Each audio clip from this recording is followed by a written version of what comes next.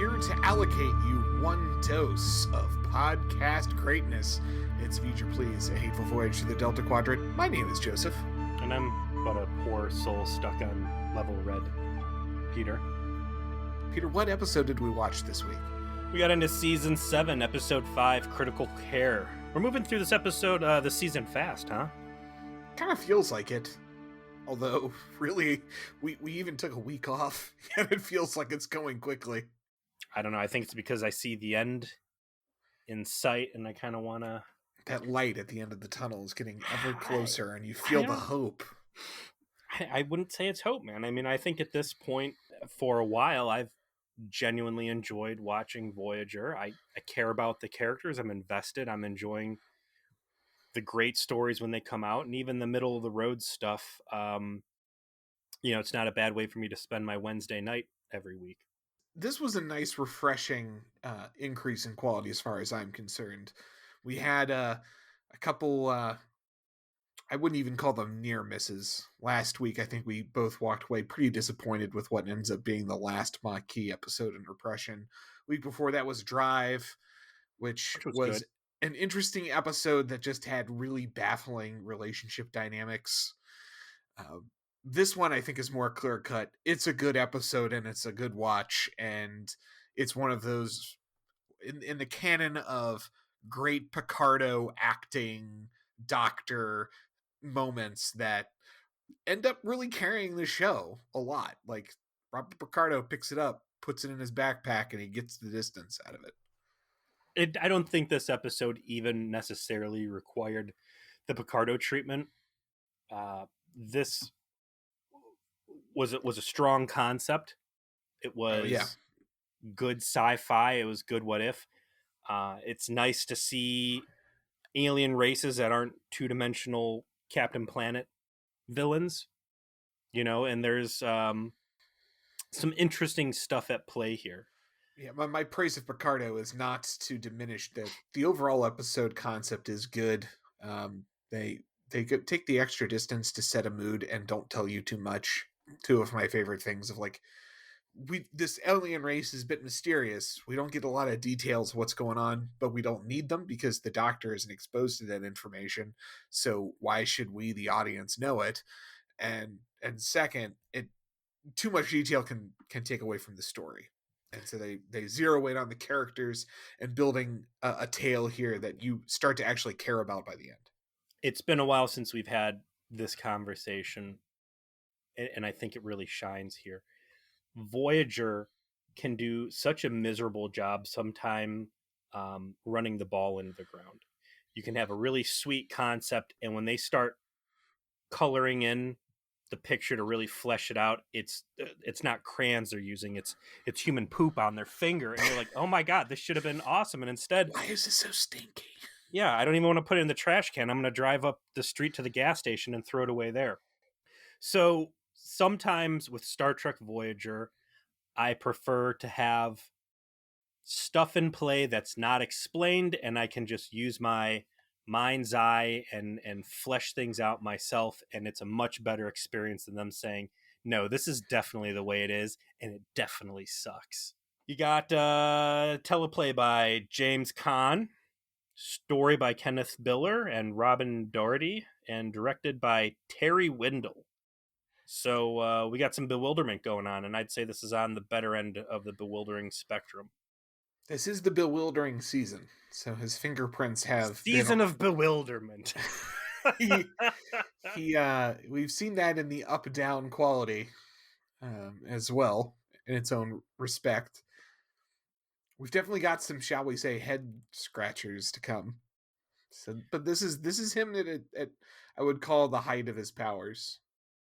His powers is his creativity is his greatest strength, right? Like, that he comes up with these wild ideas, and he's Kenneth Bewilder because sometimes those wild ideas are garbage piles that are thrown flaming from Mount AIDS, and then sometimes they're actually really good. And this is an example of really just hitting all the notes correctly. And the episode does not wait to get into its action. You start with, I guess, what you call a nice CG tracking shot of the time, It is a true LucasArts opener, ripped straight from your Dark Forces DVD, man. This is This is the very best their complete lack of money could buy. it's elementary and it's objectively bad. Early 2000, I'm sorry, well, I guess it's late 2000s because it's November. Bad 2000 CGI, but it's pretty dope, man. Like if I would have been sitting there playing whatever LucasArts game, maybe Shadows of the Empire, and I saw this, I'd be like, oh damn, where's Kyle Katarn going? This is This it does seem like a really interesting planet. You know, yeah, you've got which this they whole never explain. I love it. no, you never get to know anything about it. There's this city, there's this cloud cover. It looks kind of like a polluted and industrial. They're in this ship for some reason. The hospital is in a ship that's like Independence Day aliens above the city, like they're gonna strike the White House at any time. My We don't know why this is. It just is. well, in my mind's eye, this is a mining, a heavily industrial planet where you've got a lot of sick people, and the illness is so pervasive that you have to put treatment up in the air. Otherwise, if it's planet side, people are going to get worse. Or maybe the ships have to kind of like float over to where the hot spots are. I don't know. The imagination runs wild. Yeah, Great writing. come up with your own answer. But on this ship, a hospital ship, as we will come to understand, an alien that looks like a dog fucked a fish by the name of Gar. I call him Dr. Seuss character. Yeah, he actually looks great. I like his makeup. This is one of the most radical departures from Delta Quadrant shitheads we have seen. Yeah, this is the exact opposite end of the spectrum when it comes to effort, by the way, in Aliens in this episode. You've got this guy who's got this intricate sort of facial construction. Grinch. There was definitely some like drawings to put together. Yeah, he looks like the Grinch meets Delta Quadrant scum. And then the main alien for this entire episode are just humans. They're just dudes. It's like the fucking candy corn tragedy from season 1. We're on this planet in the Delta Quadrant and we've got not human humans. No explanation. They are the Denali, and they may as well be the second group of 37s that got plopped out in the middle of the Delta Quadrant. You also have a third race at play here. What's his name? Chelik? Chelik is the character's name. I forget his race's name. He's the only example of them I think we see on screen. Well, we get a real quick introduction to this guy, and he is the administrator for this floating hospital. So Dr. Seuss shows up looking a little skittish, and the first scene we have inside the floating hospital is very, very ugly. Take the worst free clinic in the middle of a epidemic, right? And turn half the lights off and you've got this place. Yeah, like not even like COVID full, more like, you know, Contagion full. You know, if you're ranking what it looks like, it's definitely dystopia level hospital. Yes, that's a good way to put it. Clear vibe they're going for here. And we find that Gar is here to trade with Chelik. And after a little bit of buildup, he reveals he in fact has a familiar looking silver triangle, the doctor's mobile emitter, and a button or press or 2, and he materializes in said dystopian hospital setting and is like, what the actual fuck is this?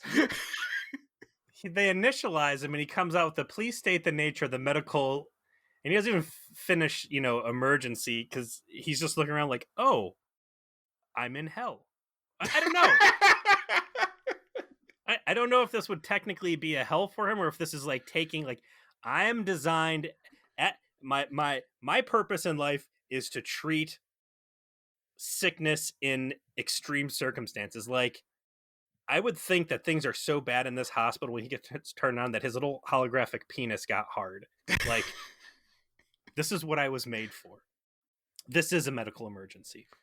The doctor says immediately that Gar stole him from Voyager, and he is upset about this. Meanwhile, you've got Chelik negotiating with Gar for him as he explains that he's a doctor.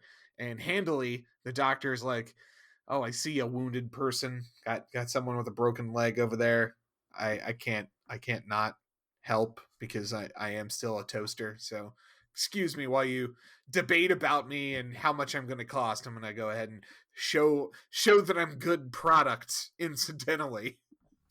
So Chelik is an interesting character. It's played by a guy named Larry Drake, who's that guy. You might remember him as Dr. Giggles from the movie Dr. Giggles, a 1992 real piece of comedy, drama, horror work. And he's been in a couple other things, most notably, I think, Karate Kid. He's one of the yokels that throws beer bottles at Mr. Miyagi's car and then gets his ass beat.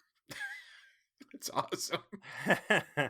But in this show, we'll later come to find out that basically the Denali, which is the regular, definitely human beings that Yes. populate this area, we're in a real bad spot. And then Dr. Giggles, his alien race, whatever they were called, they specialize in efficiency, and they instituted a social construct, which, we'll jump right in the meat and potatoes.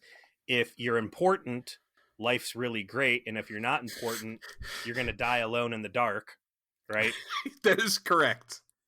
They have assigned what's China call it, a social. So yeah, a TC is what they call it, a treatment coefficient. I believe China calls this dystopian nonsense a social credit system. So is this episode, I guess, like socialism bad, but universal healthcare good? I called this Voyager versus the U.S. healthcare system. There we go. Yeah. The Captain Planet villain for the new age. The Captain Planet villain is Anthem Blue Cross Blue Shield. It's Aetna. Yeah. Move over, Malon. Okay. There's a new villain in town. Let's be clear. HMOs. For our international audience, we are not a political podcast, nor will we ever really be. But let's just say that there is not a single American alive, regardless of political affiliation, that likes American insurance companies. They are the most hated things on the planet. I think that we can all get together and appreciate an episode of Voyager that is taking the piss on insurance companies. An episode of Voyager where the doctor injects Aetna healthcare system with AIDS intentionally, maliciously. Oh, we'll get there. We'll get there to the intentional AIDS injection. So Dr. Giggles is a part of this race that has installed this social construct where if you're important, you get great healthcare, and if not, whatever. And while he is there administrating, it is actually an AI that makes the final call on who gets what, which is called what the allocator. Allocator. Yeah. So you've got a couple different wheels in motion in this entire situation, but for all intents and purposes, the face of the evil healthcare system is Dr. Giggles, and he likes what he sees out of the EMH. So he tells Dr. Seuss, "Cool, man, I'll buy him." Even though everything else you have sold me has been like expired trash and like used heroin needles, this actually seems like it's got some potential. You got a deal. Meanwhile, the doctor is like, "Oh, you've got stone knives and bear skins, but don't worry, I'm pretty fucking awesome," and starts immediately healing people. Well, I guess he would know that warp travel is in play here. Have we seen the doctor really break Prime Directive yet? No, nor do I think anything he does here aside from his existence is a breach of the Prime Directive, I suppose, but I think he knows that if Dr. Seuss already brought him there, that like these people are spacefaring. The assumption is probably that they are, but there's never actually any confirmation that this species has warp drive. They could be contacted by other races in the area that do, but they may there's not a quick have it side themselves. thought. I mean, yeah, if you're already participating in the galactic community, regardless of your own technology level, I think that the bar is so low now after B'Elanna decided just to fuck with that species of ancient Greeks That was a that what? Listen, Joe, that was not a regular canon episode. That was a what if Elseworlds. What if the Prime Directive never existed, and you crash land on planet of Greece? Why bother pulling your cape up over your head to hide the ridges on your forehead when you could just say just you're from roll across in, the just street? like, hey, I'm an alien. Hey, What are you doing? I'm from around the corner. Don't mind me. Okay, fine. Stay off my boyfriend's dick. Oh, look, you're a god. Speaking Stop trying to fuck him. speaking of stay off my dick, back up on Voyager, we've got Tom and his bro Harry in the ugliest hockey uniforms I've ever seen, walking down the hall. And Harry's got a big black eye because during their hockey game, he caught a stick to the face, and now they need the doctor to look at. Specifically, it is a stick to the face from a Nausicaan. So Tom Paris is such a giant fucking asshole that he programmed the goon on the opposing team to check his friend to be a goddamn Nausicaan. I know we're splitting hairs, but like, so the often absent safety protocols on the holodeck, right? How real do you think those should be? Like, it seems like in this case, Harry ran into the stick, but is this like Westworld? Like, the bullets should be bouncing off. Like, if the safeties are at 100 and you ran face first into a wall, should the holodeck turn the cement wall into a pillow cushion, or cinder block that's absorbent like foam to try and negate as much damage as possible? Or at the end of the day, if you choose to get in the way of that chair that's being thrown when bartender Michael's mad that Captain Janeway left him high and dry, hey, that's on you. I think it's like rappelling down a rock face. You've got like the whole get up with the ropes as a safety harness, but Mm-hmm. you're still on the rocks. There's still danger. You're still gonna get scraped and bruised and have to deal with the minor sort of inconveniences and injuries that come with that. But you're protected theoretically till they fail from the big drop. Uh-oh, safeties are off and all of the repelling gear has now become sentient and it's killing you. And now It's Badgie. The repelling harness has taken control of the ship. It's gained sentience. Also, too, they're so afraid of the doctor finding out of what they were doing. Like, correct me if I'm wrong, but isn't the number 2 medical professional on Voyager Tom Paris? Yeah, why isn't he like, hold on, we'll just go in. We won't turn them on. We'll turn them off. I'll fix this up and we'll leave. Yeah. Or, hey, let's just go back to my quarters. I'm assuming since I'm the number 2 doctor here, like I should have a first aid kit. Yeah. You're telling me Tom Paris, and I'll spare all the listeners at home listing off his accolades of Mary Sudom. Your number 2 doctor can't fix a black eye? Yeah, it's a little rough. I think you're right, Joe. I think he sabotaged the program to get Harry busted in the face. Well, they go to visit the doctor, and it's a cardboard cutout of the doctor, basically. Like, kind of just looking there with this tricorder. They explain it as a copy of him from his training exercise, who has very little programmed into it.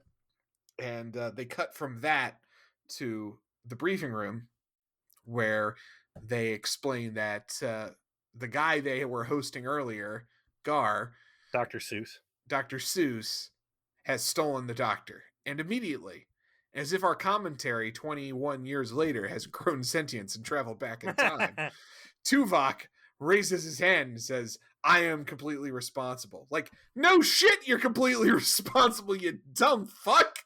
How the hell does some stranger who obviously looks shifty as fuck get onto your ship and steal literally your second most important piece of technology, for the warp core being the only thing more important you own, right?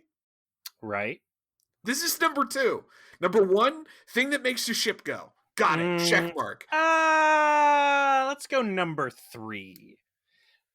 Number 1 is the warp core. Number 2, the holodeck, because sex is very important to the 24th Century Federation. I would guarantee you that in the library of the holodeck on Voyager, in those personal sort of nooks that are under their password protection in the hopes they never get found, I would say a minimum of 5 erotic 7 of 9 related programs Per have been person. custom crafted per male, possibly also female crew member. Definitely also female. Yeah. Let's see. Would I rather be stuck in the Delta Quadrant? I'm sorry, get home after being stuck in the Delta Quadrant, or fuck literally anything I can think of. Let me reorder the important technology.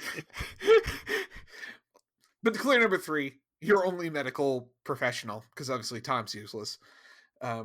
You know Gets what? stolen. We might have to restructure this further, because upon learning that you need the chief medical officer's permission to have sex with guest stars of the week. Ooh. You run across a 90s hottie out there, you need to have him there. Yeah, if your name's Harry Kim, you're gonna need it. The line specifically is Janeway looking very perplexed, and she says, "How was he able to evade every security protocol on the ship? What, all 2 of them?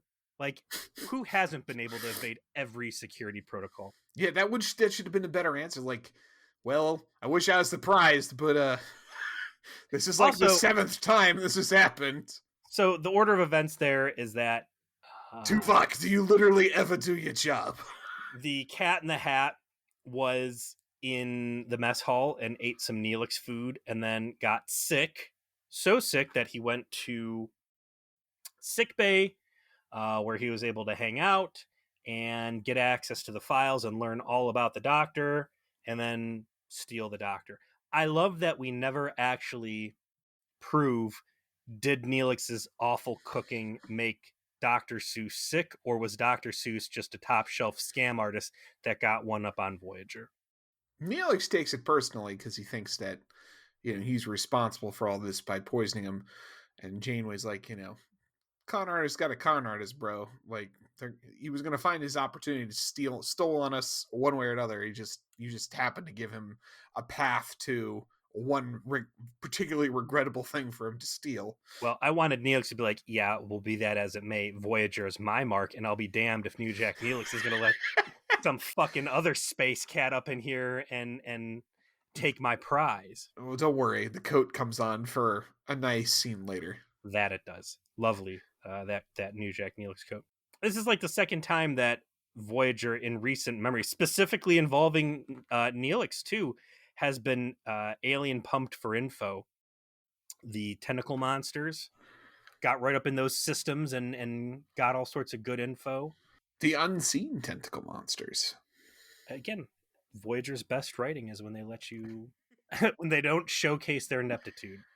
They're playing defensively. I like that. We cut back down to the surface. The Doctor is busily continuing to treat patients and just kind of deal with the situation of, well, I can't really escape, can't get out of here wherever the fuck I am, so I'm better off just doing my doctor shit and getting a feel for where my surroundings are, and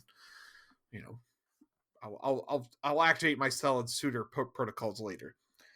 And all the locals are like, man, you're like a great doctor, thanks. And he's like, yes, I am great, appreciate you noticing. Between the allocator and Dr. Giggles, he's a big dude. Mm-hmm. And I don't know who in the costume department told this guy, hey, you're going to wear a skin-tight silver jumpsuit like your Quicksilver, Magneto's child in the comics. But that was a real dick move. Not flattering at all. Also, like, his face is all blotchy, like he just ran a mile upstairs. They did this dude dirty, is what I'm saying. They definitely made him feel and look slimy and contemptible, which probably not exactly a subconscious choice. No, Etna's an ugly, ugly thing. While the Doctor's peeling off more patients to check on, this is when he meets Tiny Tim. Because Stevie, watching this one with me as well, She makes the Simpsons joke. Oh, Mr. Simpson, we going to get to California. Like every medical drama has the Tiny Tim of like the weakling who is definitely never going to survive ever in a million years, but will die at an opportune moment to tug on your heartstrings. He's got the black lung, Pop. Yeah. Guess what? It's this fucking guy. This is a good implementation of Tiny Tim. All True. of the nurses and doctors working around the doctor, the EMH, are red. And part of your social value, your TC, your treatment coefficient, if you're important, you get to go up to level blue, which is swanky as fuck. And if you are destined to die alone in the dark, down in the dungeon that looks like Freddy Krueger should be running around dragging his claws. Comically, like, awful. Level red looks like a hospital by way of the Chute. Level Yes, blue. that's what I was exactly.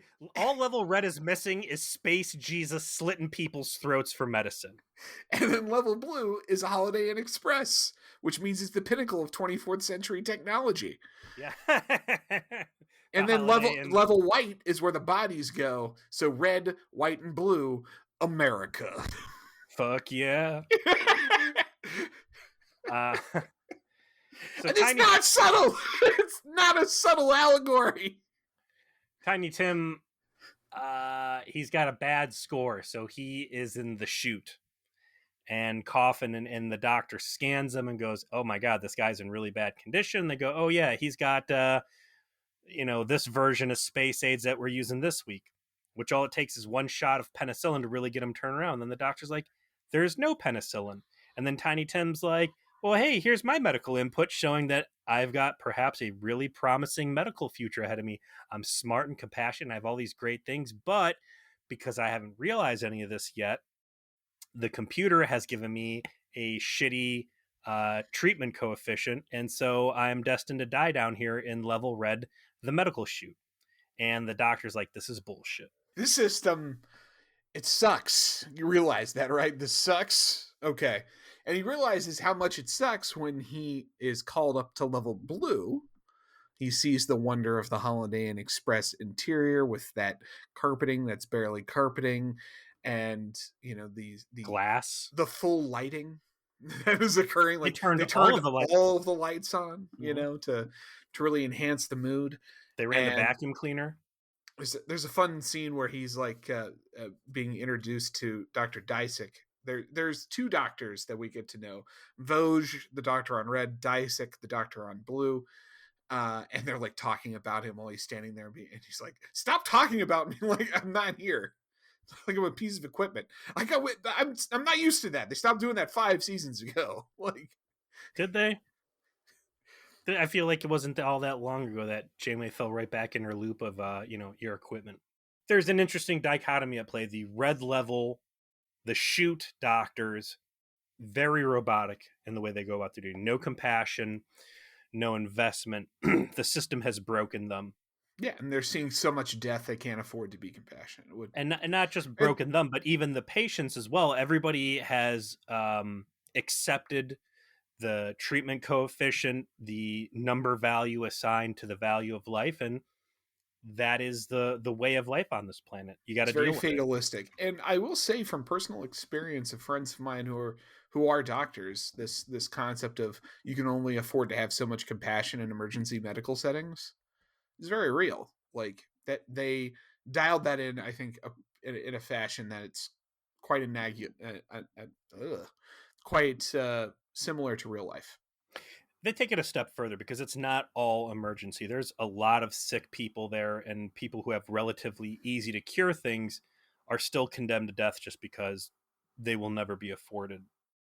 Yeah, the system is comically atrocious in its use of resources to really, slam the point home. Because the life-saving medication that could literally save a dozen lives on level red, on level blue, is being used as sort of like an extra boost to make it so that your arteries don't get hard. They're Flintstone vitamins, basically. Yeah. They're like They might as well preventative be. treatment things. They might as well be Viagra. So, just to make sure you know that this system is bullshit, this clear life-saving medication can easily be given on level red at no negative expense to anyone on level blue. Will not be provided because Sharon might not get that extra 2% that she's looking for out of her life expectancy, and she's more important, so that extra 2% is better than the life of anyone on level red. I just went through and double checked this. Yeah, this was Kenneth Biller and Rob Doherty doing this. It was not, in fact, the two guys from South Park, because that's the level of satire that Yeah. this episode's really able to broach here. Yeah. Is Star Trek South Can Park. I cure their AIDS? No, you cannot. So despite the humorous levels of satire going on here, we get a pretty convincing setup, right? Little Timmy's dying downstairs. People are living good at the top. I don't know if you saw Snowpiercer, which was not my favorite movie, but there's a lot of similarities between the two here. And yeah, I think that movie got a little overhyped, but it was decent. Yeah. All of this serves as a endless trip buffet at Golden Corral or whatever trough you prefer to think of for Robert Picardo to go ham on. Oh, yeah. He does not waste a single moment. And you take a guy who has been living this I play a doctor on TV lifestyle for 7 years now, and he digs into this stuff like a chainsaw into warm butter. That's a really good way of putting it, Peter. Like, he has become so comfortable playing a doctor on TV.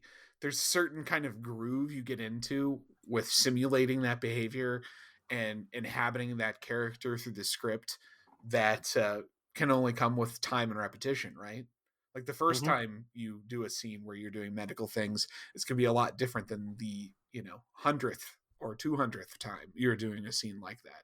And so for this episode to come so late in the run of the show, he's able to just get his full hands around it, and he makes you feel like the doctor is a medical professional in a way that feels very authentic and lived in, that both a talented actor and an actor with the time to establish that relationship with the character he's playing can convey. Really, this is a giant vanity piece for him. This is a masturbation piece for the EMH, which I'm happy to watch, obviously. But you take all the things that the EMH is supposed to embody, they are all at play at 200% here, and it's only through shackling and enslaving him that the plot is able to finally start to rein him in. And it's a real joy to watch. You've got both sides of the medical spectrum in play here. Dr. What was Disick? Is Disick the blue one? Disick is blue. Blue, which is the cold, professional side of the system that's dealing with the upper crust, and he's very reserved. You've got the beaten down, downtrodden red level doctor, Vogue, which the EMH is able to take both of these characters and remold them into something beneficial to the patient. He takes the red level doctor and breathes compassion into them, and he takes the well-to-do head doctor and I don't know, injects him with like extra capitalism or something, and corrupts him to the point where he starts breaking the system to the benefit. He reminds the doctor from the blue section that the better he is at his job, the less he's going to have. he reminds him that government does not reward thrift, which is true. That was one of my favorite things I think I've ever seen in Star Trek. I'm like, okay. So the doctor starts fixing the situation by going up to the blue level and saying, "Hey, we're going to give these people extra medicine they don't need, and we're going to take the second extra part of the medicine, and we're going to Robin Hood that down to the poor sickly people on red." And well-to-do doctor is like, "Hey, I know what you're doing," and EMH plays it off as like, "No, man, listen, budgets. If you only use what you need and you're doing a good job, you're going to have a smaller budget." And it's like, it's not breaking the fourth wall, but it's like stuff that's very real to me professionally. Same. I literally do that to people, Peter. That's my job. I know that's true. I did it today. Oh, you didn't spend that. I guess you don't need it. Literally had that conversation. Very true. What do you mean you wrapped up all the construction and now you have all of your construction barrels back in the warehouse? You're not going to be able to have more construction barrels. You need to leave those construction barrels on the street to piss as many people off so you can get more. You don't want less construction barrels. You want more, right? Yeah, well, do it. So that was a very real talk moment for him. The whole thing that the Doctor ends up going on is a very rebellious crusade to save as many lives as possible. He gives no fucks whatsoever about the situation he's in. He doesn't care what he's breaking. He doesn't care about anyone's feelings. He's like, this is stupid, and I will do whatever is possible to convince everyone that I can that it's stupid and save people's lives. And fuck you if you don't like it. Up to and including premeditated murder. Hold on.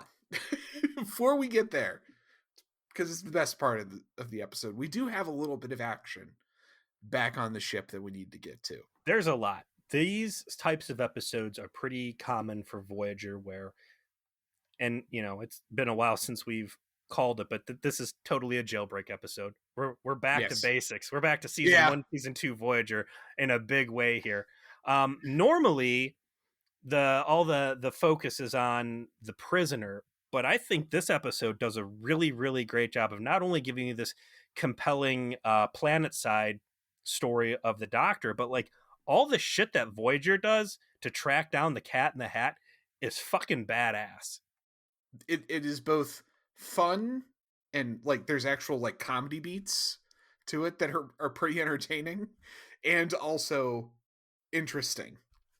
The search begins with them trying to find Gar through his warp signature. It turns out he already thought of that. There was a buoy that he used it as a distraction. So like, fuck, what do we do next to try and find this guy?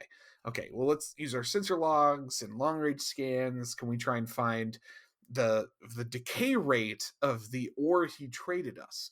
We can. Where did it come from? We went here. Tom, how long is it going to take us to get there? 2 hours. Hit it.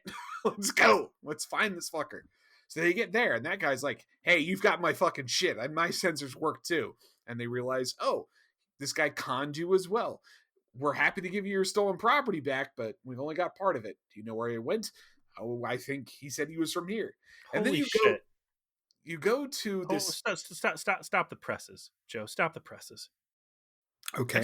I just pulled up Gar's fucking IMDb. John Kassir. This is the fucking Cryptkeeper from Tales from the Crypt. What? Gar is the Cryptkeeper? This is the Cryptkeepers running a hot game on Tuvok, Joe. Oh my god. You're right.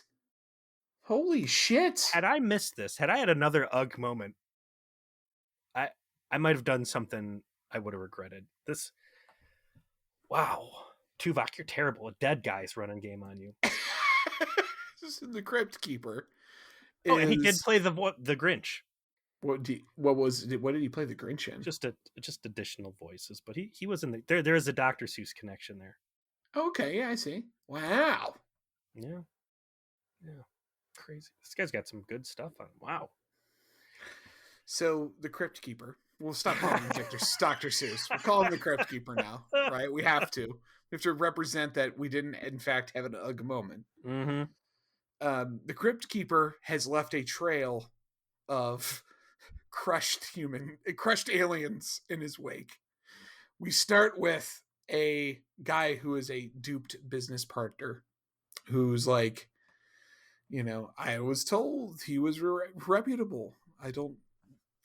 He came from the highest possible, credible recommendation. Like in this sequence of shots is great because it starts with Janeway like standing at the bridge, like with her hands on her hips, like, yes, I'm official captain lady. Tell me your tale. And they go to the next person. And basically what we're getting right here is Live Fast and Prosper Part 2. The next person's actually Jerry from Parks and Rec. It's the same guy who played Jerry on that show, which my wife immediately caught, like as soon as he was on screen, because he blubbers the same way. He's like, yeah, I'm the guy who recommended him. Came recommended from my wife. And they're like, where's your wife? Oh, she's not here. And it's like, oh God, they're gonna do this joke, aren't they? Like, she left me. Like, holy crap. And now, like, Janeway is like her. She's gotten from I'm dealing with this like with the seriousness that it deserves to, oh no, this is getting bad. I don't deal with feelings. Like this is not compatible. Okay, where's your wife? I'm not convinced her to return to you. Just where is she physically? And then they cut to the wife, and now she's like beaten down. She's like leaning into the into the railing, just like, yeah. And she's like super smitten, like, yeah, have you seen my husband? Oh, did you see how fat he was? Oh Fat shaming. God, How un-Star only Trek. the Cryptkeeper can satisfy my loins. You see that man? He is so beautiful. You can't stay. Don't you take my man? And she's like, just reaches over to Tuvok's hand. It's like, I have a man. Just tell me what lie to her, please. Lie to her. He's like, we have a business opportunity. And so she just immediately coughs up his location on that basis. Like, oh, in that case, this is a secret hiding place. Thank you. Stuff like this, I can see going both ways. I think most of the time I'm on the side saying like, this is dumb and I don't enjoy this and this is bad Star Trek humor. But in this case, it all works great. It clicks, man. It just, the way they frame the shots, the way they just go boom, boom, boom, boom. The It all works. It's a writing's great good, sequence. and yeah, Kate Mulgrew really seals the deal. It's her slow defeat at the hands of these Her rubes, exasperation of like, oh, of these man. marks getting ripped off as they have to backtrack. And again, like I said, it's straight up the same sequence of events from Live Fast and Prosper as they track down who has wronged them in the what space Yahoo has wronged them in the Delta Quadrant. You can see on her face that I went to Starfleet Academy. I've spent like 20 years of my career to be I a talked to Starfleet the captain. Borg Queen at random. Look at me, I'm so a Q wanted to hump me. I'm so important.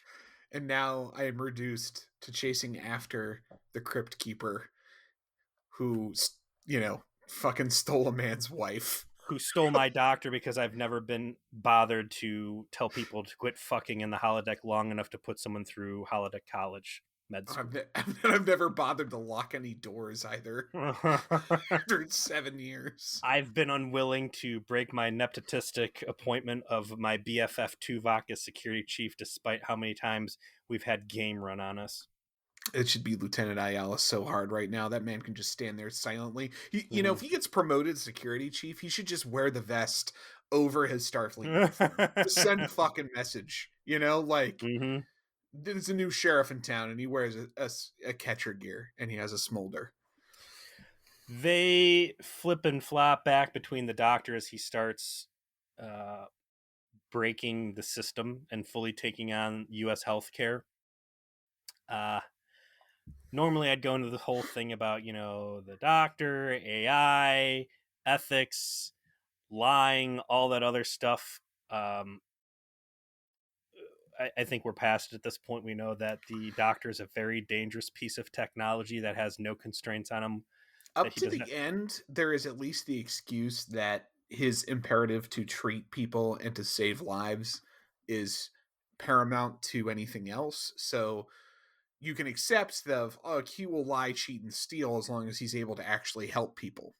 I forget of all of it because at the end of the episode, specifically, attention is called by the Doctor to his behavior while he's talking to 7 of 9, saying, am I defective? I've done things that I should never have entertained doing. And they examine it and they give you a reason. I don't care what they say. I can accept it because you jump over to the Dream Warrior Chakotay episode where he was literally willing to nuke an entire species from orbit just to make sure, and not a fuck is given, right? Right. So great rating on that. And yeah, he behaves very rogue AI, and it's very gratifying to watch. Before we get to that moment, because I'm sure we'll dive deep on it, and I want to. There's one more thing that happens on Voyager, and it's the coat gets put on. Well, before even that, there is one of the coolest shots I've seen Voyager do. They finally find where the Cryptkeeper is chilling out, right? Right. And they go, well, we don't want to spook him. So, in the most ballsy move since, what was the Trabe episode? Where God, yeah. Janeway's like, season 2, whatever that was. Drop us out of warp right on top of him and snatch him up into a tractor beam in the most smash and grab moment. They just roll right up to the club, man. They're just like, whoop! Got him. They boom tube out of warp right on top of him. It's like was it Pegasus? No, it was Galactica that they popped in on the Cylon death camp. Oh, remember? Yeah. So that was the end of season 2, beginning of season 3, when they like jailbreak off of New Caprica and they like pop in the atmosphere. Is that what you're talking about? Yes, it's like one of the most hardcore moments in sci-fi history ever, just spewing vipers everywhere. This obviously isn't like that overboard, but just watching Voyager jump out of warp on top of a poor little shuttlecraft and throw a tractor beam on it and start aggressive negotiation, and Cryptkeeper's playing coin. She's like, okay, well, you know what? You can go in the space pokey, and I'm going to trap you in there with Tuvok, and he is going to bore you to death, and you're going to be so upset. They go to the brig, and Tuvok's like, tell me what I want to know. And the guy's like, I don't know anything. Look at me. I have a spooky story to tell you. And he's like, I could just do a mind meld. Would you prefer I just do a mind meld? I just mind melded half the fucking crew into being terrorists again. All day. I'll mind meld that guy. Mm-hmm. I don't even know him. I'll mind meld you. You're an alien. I don't know what's in your brain. You could have more event horizon shit in there. Who cares? At this point, I'm a mess. I'm crazy. Something about holidays. It's real serious. What was the line? It's a holy day. Oh, it's a holy day. Yeah. And that's You'll be wearing an Umpire vest. You're not going to know what hits you, cat. Neelix comes in at this point with a coat on and some food. He puts the food down, being like, hey, sorry, prisoner regulations. He's got to be allowed to eat, Tuvok. Can chill for a second. Here's some food for you. Real sorry about last time I got you sick. My bad. He's like, oh, so I'm starving. He starts two things going on here. One, Tuvok's attempt to interrogate this guy and threaten him and get creative is a nice spiritual successor to Live Fast and Prosper, where the last time he tried doing this, he was terrible. This time, I think he's doing pretty well for himself. Second thing, Neelix has a look on his face like he definitely peed in the soup. I would never eat it, right? Like, his tell is right there. But Ethan Phillips has an Ethan Phillips smile of saying, I wiped my butt with this pizza. So he waits till the guy's about halfway through his meal, where he says, it looks like he's eating a bird nest, by the way. Oh, I put some special sauce in there, but if it doesn't agree with your physiology, you're going to literally shit yourself for 30 hours. It's not affecting you, right? And that's when like you see like him go, oh no, my stomach's. He's like, oh man, there is an antidote for you shitting yourself for 30 hours, but we don't know how to make it because the doctor's gone.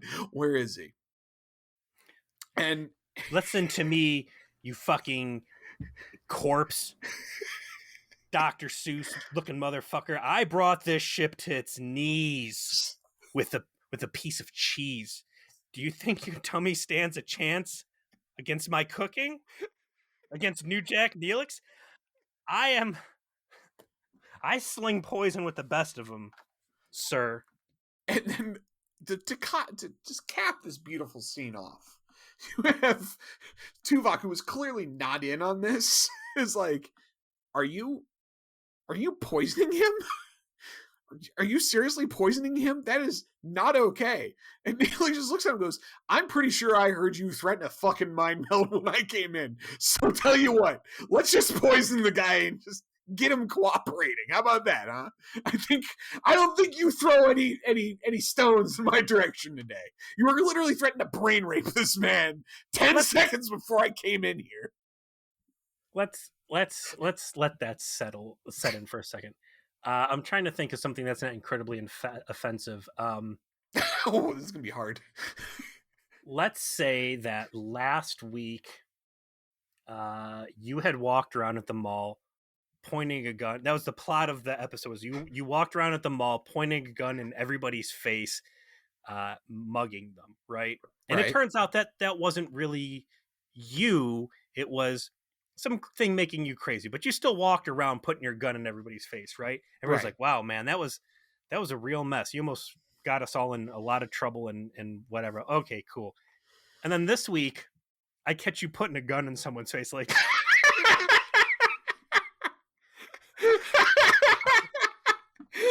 how fucking. Last week you pooped on all of the floors and all of the toilets in the building, but that wasn't really you. You were having a mental illness. And then this week I catch you walking into one of the baths, like, no, dude, listen, it's too this you can't too soon. No, I don't care if an alien made you do it before. You're banned. Yeah, You're banned. Soft too ban. soon. 3 months. Too soon. Talking about putting No. your hands on someone's face. Get out of here, Tupac. Too soon. I just love that he actually said it. Like, you expect that, that moment would not happen. But here we are, like, he actually just like calls him out, like, straight to his face, like, nah, bro, I heard you threaten that shit right before I came in. We're gonna poison him. Mm-hmm. It's my turn. Here's the thing, Brew. We used to be the same person, and I know you're serious about putting Event Horizon in his brain. We'll go with my poisoned bird nest, okay? So yeah, Cryptkeeper finally coughs up where the doctor's being held. Voyager flies over to planet LucasArts and starts trying to contact the doctor. The doctor has gotten himself into a bit of a situation He through has. his hijinks of siphoning off medicine to try and be the Robin Hood that the space station needs. Has angered Dr. Giggles, who knows goddamn well what's going on, and in a vindictive streak has basically undone all the doctor's work. And Including allowing Tiny Tim to die on purpose. yeah, some real dick moves. In case Dr. Giggles had not made it perfectly clear, Dr. Giggles is a bad guy. Yeah. The EMH goes down to the chute and has this night's batch of extra medicine to start passing out. And he goes over to where Tiny Tim's sleeping, and oop, it's an old lady now. Oh my gosh, what happened? Oh, Tiny Tim died. So EMH goes to confront Dr. Giggles. Dr. Giggles is like, yeah, I know what's up. Also, you're too big of a pain in the ass. So now I'm going to just go ahead and flat out enslave you. And the allocator is going to hold your leash and teleport you to every little job as you get micromanaged to bejesus and back. So the doctor finally finds a way to kind of skirt around the system, get some assistance. We go through a little bit of paint by number. All of the Colonel Campbell protocols are definitely helping him because he hacks the computer to page the Dr. Vogue from level red to come up to level blue. We don't see him do it. He just says he did it. Like, I'm guessing the Denali don't have a good literature element within their society where they have explored the realms of science fiction and the implications of rogue AI. they haven't gotten there yet. Yeah. The doctor didn't share any of his experiences with other murderous holograms. God, I wish I could remember which episode it was. The aliens guy who was killing people with a pipe. Oh, was it the one that he was like the guy who was cleaning like the The warp radioactive janitor. area? Yeah, the warp janitor guy. Yeah, I'm guessing he didn't ever fill any of these guys. And like, yeah, when we go crazy, we get real crazy. It's good stuff. It works. The scenes, the doctor kind of desperate to get out of a situation. And I think at a certain level, the doctor has resigned that he might never leave this place and he'd rather go down swinging instead of trying to atone for his perceived slights here. And especially once Tiny Tim is dead, the kid's gloves come off. And this all culminates in Dr. Giggles coming down to punish the doctor some more. The doctor gets him with some judo, and instead of the karate chop to the neck, it is a syringe full of AIDS. It is not the ending you would expect, right? There's going to be a plan. Maybe he's going to help Dr. Giggles finally grow a conscience. No, he literally jerks his head back and gives him a hypospray chock full of extremely virulent AIDS, and then puts him on a gurney and says, I'm going to watch your fucking fat ass die if you don't help me. There was It's pretty baller. There's an old episode of Cracked or Mad TV, and it's this guy who wakes up from a drunken stupor and finds out that he had been so drunk for so long that he managed to get himself elected president of the United States, and that he was able to cure AIDS and cancer by taking all of the heads of all the biopharmaceutical research places and injecting all of them with all of the viruses and sicknesses, and within 6 months they had a cure for everything. Well, that's the doctor right here. That's exactly what he has decided to do. He's like, you know what? Head of Anthem Blue Cross Blue Shield, you know what you need to do? You need to go to the free clinic and see what life is like. It's clever the way he did it. He took Tiny Tim's spit and injected that in his neck, so now the computer views him as someone with an extremely low TC, and Dr. Giggles gets the full brunt of the shitty system coming down on him. And he'll call all the doctors to his side to try and get the antidote administrated. But at this point, the red level doctor has become compassionate and understands the system is fundamentally broken and is welcome to let the Dr. Giggles suffer. And the blue level doctor has become very corrupt and understands that he has been getting fucked by the insurance agency, and that he is not okay with that. And they both just kind of sit there and say, "Yeah, we're fine with watching you die. Fuck you, fat ass." That's when Chakotay and I think Balana beam in with their guns out, and he's like, the doctor's like, "Oh, hey, my ride's here. Wait 1 second, guys. Meanwhile, I'm torturing someone right now. I need to wrap this up." Voyager shows up. They hail the medical vessel. They get the computer. The computer, and the computer's like, "Hi, leave your message for Dr. Giggles." And like, "Well, we need to talk to Dr. Giggles." "Well, he's busy and you can't talk to anybody else, so leave a message at the beep." And they're like, "Well, that's inconvenient. Let's just beam over there with guns out." "Hey, let's transport into the hospital with our guns out." Hey everybody, we come in peace. Starfleet. I know we didn't call ahead, but that's because we don't care. Yeah, we did. We called one time and the line was busy, so here we are with our guns. Luckily for them, though, we heard you bought something from Dr. Suit, from a space cat, so we're here with our guns out. Luckily for them, their crewmate / toaster is currently torturing the man in charge. Breaking the Prime Directive, breaking moral and ethical protocols. Hard to know, hard to say, but he's going to wrap this up before he leaves. So What's he literally says, here? Hold on 1 second. He literally goes like, hey guys, good to see you. Glad you're here. Appreciate you. I'm in the middle of something. And he goes back to like, hey, are we going to let this guy die? What's up? What are we going to do here? What the scene's missing is Balana tapping Chakotay on the shoulder, man, like, hey, I've seen this before. He's trying to kill somebody. When we get back to the ship, we need to turn him off like lickety split, because he's done this to me several times now, where he has tortured / tried to kill me. Yeah, that's definitely the look. Dr. Giggles finally realizes that nobody cares if he dies, and agrees to, in much the same way that Voyager always does, like, hey, here's the plot, and you've got, institutional global problem. But this one guy decides, yeah, this one time I'm gonna bend the rules and we're gonna fix it. And everybody can leave like, oh gosh, we fixed everything. Like, yeah, I'm pretty sure once Voyager leaves, like all these people are gonna go to jail and there's gonna be some Horrific consequences for everyone yeah, involved. there's gonna be some what was that episode? Time Not time caps, living witness.